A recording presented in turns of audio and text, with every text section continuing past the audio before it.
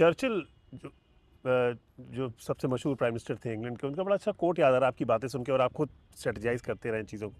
उन्होंने कहा था कि elections are the litmus test for a politician.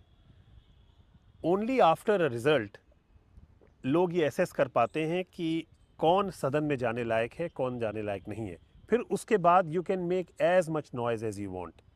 क्या प्रशांत को अब हम लोग थोड़ा सा अपसेट देख रहे हैं? क्या हम थोड़ा सा, आपने खुद भी कहा आप इम्पेशेंट हैं। आपने चर्चिल की बात कही, मुझे अच्छा लगा कि आपने चर्चिल का उदाहरण दिया कि जिस चर्चिल ने कहा कि चुनाव ही अल्टीमेट लिटमस टेस्ट है, वो चर्चिल सेकेंड वर्ल्ड वॉर जीतने में इतनी बड़ी भूमिका अदा करने के बाद भी इंग्लैंड में चुनाव हार गए। ठीक है, लेकिन जब इंग्लैंड का राजनीतिक सामाजिक इतिहास लिखा गया, तो सदी के सबसे बड़ा नेता किसको बताया गया? चर्चिल को बताया गया इंग्लैंड में।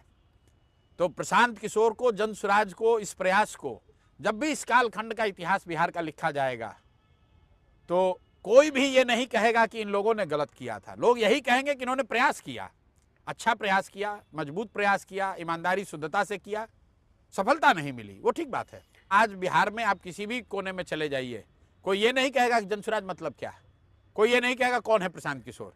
हर व्यक्ति कहेगा अच्छा वही है जो बहुत बोल रहे थे। मेरा विरोधी होगा तो कहेगा हाँ बहुत बोल रहे थे, वोट नहीं मिला, बहुत अपने को होशियार समझ रहे थे, बिहार की जनता ने औकात दिखा दिया, यही तो कहेगा।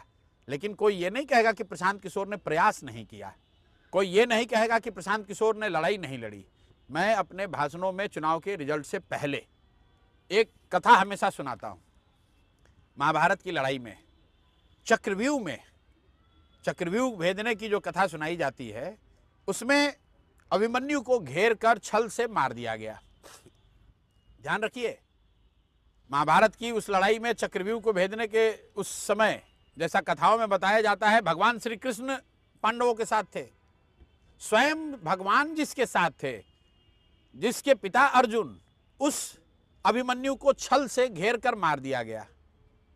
लेकिन आज भी जब महाभारत की कथा सुनाई जाती है तो अभिमन्यु के प्रयास की चर्चा होती है, अभिमन्यु के वीरता की चर्चा होती है। उनको घेर कर मारने वालों की चर्चा कोई नहीं करता। एक मिनट पूरा कर लेने दीजिए। उनको घेर कर मारने वालों की चर्चा कोई नहीं करता। और उससे आगे की बात है, महाभारत चक्रव्यूह में आपने अभिमन्यु को घेर कर मार दिया, लेकिन उससे आप महाभारत नहीं जीत पाए। तो इसलिए अंततः जीत सही की होगी, सत्य की होगी।